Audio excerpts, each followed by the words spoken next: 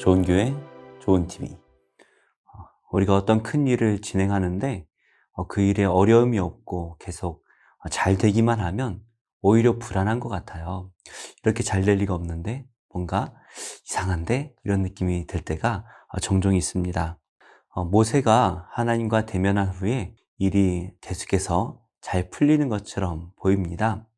그런데 갑작스럽게 모세에게 큰 어려움이 닥치게 됩니다.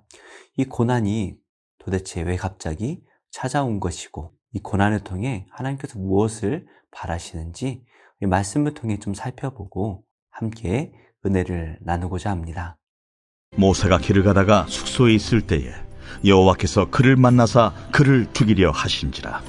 십보라가 돌칼을 가져다가 그의 아들의 포피를 베어 그의 발에 갖다 대며 이르되, 당신은 참으로 내게 피 남편이로다.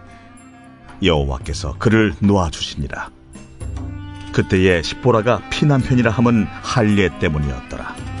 여호와께서 아론에게 이르시되, 광야에 가서 모세를 맞으라. 그가 가서 하나님의 산에서 모세를 만나 그에게 입맞추니 모세가 여호와께서 자기에게 분부하여 보내신 모든 말씀과 여호와께서 자기에게 명령하신 모든 이적을 아론에게 알리니라. 모세와 아론이 가서 이스라엘 자손의 모든 장로를 모으고 아론이 여호와께서 모세에게 이르신 모든 말씀을 전하고 그 백성 앞에서 이적을 행하니 백성이 믿으며 여호와께서 이스라엘 자손을 찾으시고 그들의 고난을 살피셨다 함을 듣고 머리 숙여 경배하였더라. 오늘 말씀은 24절의 말씀으로 시작을 합니다.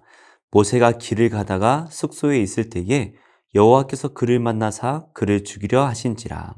우리 성경에는 모세가 라는 주어가 있지만 사실은 이 주어가 없어요. 그래서 누구에 대한 말씀인지 알기가 어렵습니다. 그래서 오늘 말씀은 난해구절입니다. 지금까지 역사적으로 많은 이들이 해석하고자 했지만 명확한 답을 찾기는 쉽지 않아요. 왜냐하면 하나님께서 기록하신 정보가 제한적이기 때문입니다.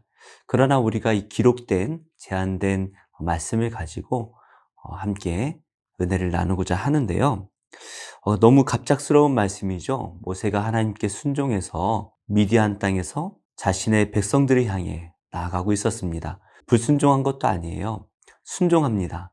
그래서 광야에 있는 숙소에 잠시 머물고 있었는데 하나님께서 갑자기 나타나셔서 이 모세를 죽이려 하십니다.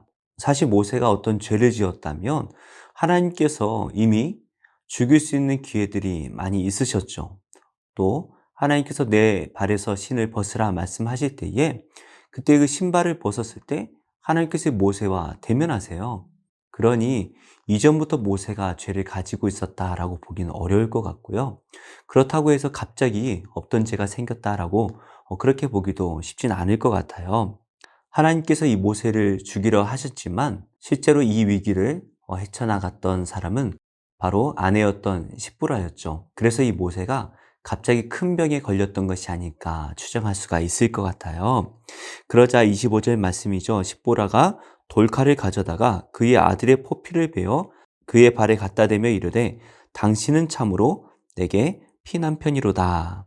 아주 급박하게 십보라가 움직이는 것을 느낄 수가 있습니다. 남편이 갑자기 큰 병에 죽을 위기에 처하자 이것은 하나님께서 막으셨다라는 것을 깨닫고 십보라는 돌칼을 가져다가 자신의 아들의 포피를 베어냅니다. 그리고 그 베어낸 포피를 모세의 발에다 갖다 대요. 이렇게 말을 해요. 당신은 참으로 내게 피남편이로다. 지금 십보라가 하나님께 말씀을 드리고 있는 것이 아니죠. 남편에게 이렇게 말을 하고 있다라는 것입니다. 그러니까 지금 모세가 움직일 수 없는 큰 병에 걸렸을 때에 지금 이 십보라가 남편 대신 어떤 중요한 역할을 감당하고 있다라는 것이죠. 사실 이 피남편이라는 의미가 무엇인지에 대해서도 참 논란이 많이 있습니다. 그러나 중요한 것은 이것이 할례에 관한 말씀을 하고 있다는 것이죠. 계속해서 보실까요? 26절 말씀입니다. 여호와께서 그를 놓아주시니라. 그때의 십보라가 피남편이라 함은 할례 때문이었더라. 십보라의 지혜로 자신의 아들의 포피를 베어 모세의 발에 대었을 때에 하나님께서 이 모세를 놓아주십니다. 아마 죽을 위기에서 풀어졌다라는 의미가 되는 것 같아요. 그런데 십보라가 피난편이다라고 했던 이유가 바로 할례 때문이다라고 말씀을 하고 있죠. 왜 갑자기 하나님께서 이 모세를 죽이려 하셨는지 이것을 생각하기 전에 먼저 할례에 대해서 생각해 보면 좋을 것 같아요. 우리가 잘 알고 있듯이 할례라는 것은 아브라함에게 하나님께서 주신 언약입니다. 이스마엘이 출생한 후에 하나님께서 아브라함에게 나타나셔서 언약을 주세요. 그때에는 짐승들을 잡아서 그 배를 가르고 그 사이에 하나님께서 지나가시는 그 언약을 이루시죠. 이것은 바로 생명으로 맺어진 하나님과 아브라함의 언약이라는 것입니다. 이때 하나님께서는 아브라함에게 출애굽을 약속해 주세요. 그 이후에 하나님께서는 아브라함이 99세가 되었을 때에 다시 나타나십니다. 이때에 하나님께서 또 한 번 아브라함에게 축복을 주시고 언약을 하시면서 이때 할례를 명령하시죠. 그래서 아브라함이 자신의 온 가족과 종들에게 할례를 베풉니다. 그런데 하나님께서는 이 할례를 명령하시면서 영원히 지킬 언약이다라고 말씀을 하세요. 그리고 이 할례를 지키지 않는다면 하나님의 백성에서 끊어지게 될 것이다. 즉 죽게 될 것이다 라고 말씀을 하시죠. 그러면서 이 할례를 행하지 않는 것은 하나님과 맺은 이 언약을 배반하는 것이다 라고 말씀을 하십니다. 그러니까 이 할례를 행하는 것은 하나님 나라의 백성임을 증명하는 것이죠. 그리고 이 할례를 행하지 않는 것은 이 하나님의 언약을 배반한다라는 의미를 담고 있습니다. 이제 이 모세가 이 이스라엘 백성들을 구원하러 가기 위한 여정을 떠나고 있습니다. 그래서 미디안을 떠나 하나님 나라의 백성들을 만나기 직전이죠. 이 중요한 시점에 하나님께서는 이 모세에게 할례를 요구하시는 것입니다. 하나님께서 5번이나 모세를 설득하신 것처럼 알려주시고 스스로 행하게 하셨다라면 얼마나 좋았을까요? 하나님의 깊은 뜻을 우리가 알 수는 없지만 그만큼 하나님께서는 모세가 준비되기를 바라셨고 할례가 중요하다라는 것을 말씀하시는 것 같아요. 결국에 이 십보라가 아들의 할례를 행하고 피난편이다라고 고백한 것은 바로 하나님과 이 모세가 피로 언약을 맺게 되었다라는 것을 의미하는 것 같습니다. 이렇게 십보라의 지혜로 이 위기를 넘겼지만 출애굽기 18장의 말씀을 보시면 장인인 이드로가 모세를 방문하게 됩니다. 그때에 십보라와 2 아들을 데리고 오는데요. 아마도 오는 이 사건 때문에 이 십보라와 2 아들은 장인에게 다시 돌려보낸 것이 아닐까 추정을 해요. 어찌되었든 이 큰 위기를 넘긴 모세입니다. 그때에 하나님께서는 아론에게 이렇게 말씀을 하시죠. 광야에 가서 모세를 맞으라. 하나님께서는 이 모세를 준비시키시면서 또 한편으로는 아론을 준비시키십니다. 그래서 이 아론에게 모세를 맞으러 가라 말씀을 하시는데요. 이 아론이 어디로 갑니까? 하나님의 산에 가서 모세를 만나게 되죠. 하나님의 산은 바로 호렙산을 의미하고 신의 산을 의미합니다. 모세가 떨기나무에서 하나님을 만났던 장소이고요. 또 하나님께서 율법을 주시기 위해 모세를 40일 동안 만나 주셨던 장소이기도 하지요. 아론이 이곳에서 모세를 만남으로 모세가 하나님을 만나 받았던 그 언약이 이제 아론에게도 적용이 되는 것을 우리가 알 수가 있습니다. 그래서 모세가 하나님께서 자기에게 분부하여 보내신 모든 말씀과 또 명령하신 모든 이적을 아론에게 알려줍니다. 이제는 아론이 이 모세의 사역에 동참하게 되어지고 이 둘은 동력자가 되는 것이죠. 그래서 모세와 아론이 이스라엘 자손의 모든 장로들을 다 불러 모읍니다. 그리고 30절 말씀입니다. 아론이 여호와께서 모세에게 이르신 모든 말씀을 전하고 그 백성 앞에서 이적을 행하니. 아무래도 모세는 많이 껄끄러웠을 것 같아요. 그리고 서먹했겠죠. 하지만 이스라엘 백성과 늘 함께 하고 있었던 이 아론이 모세를 대신하여 하나님의 말씀을 전합니다. 그리고 아마도 모세가 이적을 직접 행했을 것 같아요. 그러자 어떤 반응이 있습니까? 31절 말씀입니다. 백성이 믿으며 여호와께서 이스라엘 자손을 찾으시고 그들의 고난을 살피셨다함을 듣고 머리 숙여 경배하였더라. 우리가 이 짧은 본문에서 잠깐 생각할 수 있는 것은 첫 번째로 이스라엘 백성들이 얼마나 감격스러웠을까라는 것이죠. 400년입니다. 400년 동안 애굽에 종살이를 했습니다. 그리고 특별히 지금 이 시기에는 감당하기 너무나 힘든 노역들을 하고 있었지요. 하나님께 울부짖지만 응답이 없어서 너무나 마음이 힘들었던 이 이스라엘 백성들인데요. 하나님께서 그들을 기억하고 계셨고 이제는 출애굽하실 것이다 라는 말씀을 들었을 때에 이들은 아마 너무나 감격스러워서 눈물이 나지 않았을까 생각되어집니다. 그래서 이들이 머리 숙여 경배하였다라고 말씀을 하고 있네요. 또 두 번째로 생각해 볼 것은 모세가 그렇게도 걱정했던 일들이죠. 이스라엘 백성들이 자신의 말을 듣지 않을 것이다 라는 것입니다. 그런데 하나님께서는 아론을 만나게 하시고 또 이 이스라엘 장로들을 설득하는 이 모든 과정이 순조롭게 이어지게 하시네요. 정말 우리가 알고 있지만 이스라엘 백성들은 불순종하기에 대명사 아니겠습니까? 그런데 하나님께서 이 모세를 기억하신 게 아닐까요? 이 모세가 하나님의 사역을 잘 감당할 수 있도록 이들의 마음까지도 주관하신 것 같습니다. 말씀의 결론을 맺겠습니다. 모세가 정말 하나님께 순종하기로 결심하고 자신의 삶의 터전이었던 미디안을 떠나 이스라엘 백성들을 향해 나아가고 있었습니다. 뜻하지 않은 큰 고난을 당하게 되죠. 그러나 이 고난이 모세를 죽이기 위한 것이 아니라 하나님께서 모세를 더욱더 순결하게 하고 더욱더 큰 그릇이 되게 하기 위한 하나님의 계획인 것을 우리가 보게 됩니다. 결국에 이 고난을 잘 극복하게 되었을 때에 하나님께서는 모든 일들이 순조롭게 이어지도록 모세를 도우시죠. 우리에게 고난이 있을지라도 우리는 걱정할 필요가 없습니다. 왜냐하면 하나님께서 이 고난을 통해 더욱더 하나님의 백성다운 삶을 살게 만드시기 때문이죠. 그래서 우리가 이 고난을 지나가면 정금과 같이 순결한 백성이 될 것입니다. 무엇보다 이 고난 또한 하나님께서 계획하셨다면 이 고난 또한 하나님께서 지나가게 하실 것입니다. 이 고난 가운데 그저 감사해야 됩니다.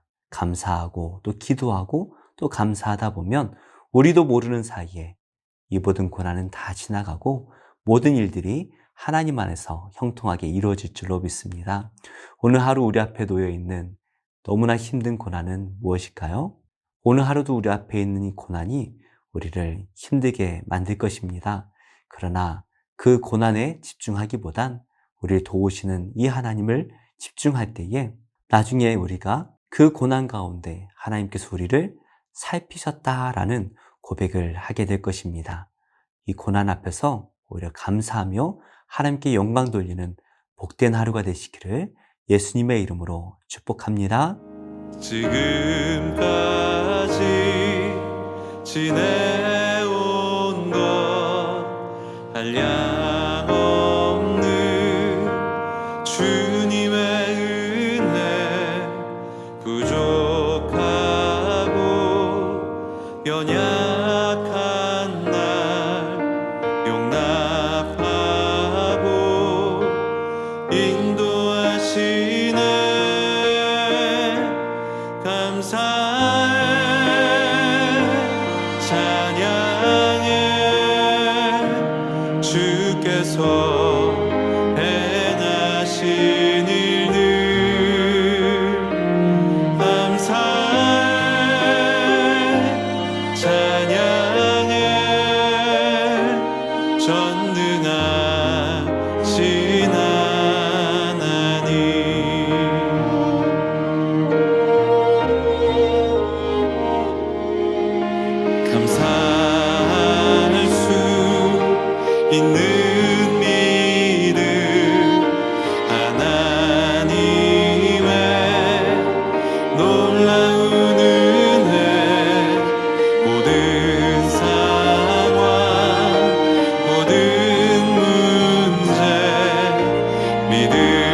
믿음으로 늘 감사해